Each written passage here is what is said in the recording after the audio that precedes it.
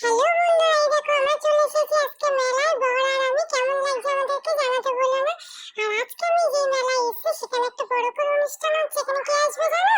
বিনোদ রাঠোর আসবে। আর তোমাদের যদি ভিডিওটা ভালো লাগে please like comment share subscribe করে দিও। Some noise. 3, 2, 1, চলো চলে আসতেছে লোক। এই তো এই সাউন্ডটা চাই, একটা হাততালি হোক জোরে। বাহ, সুন্দর।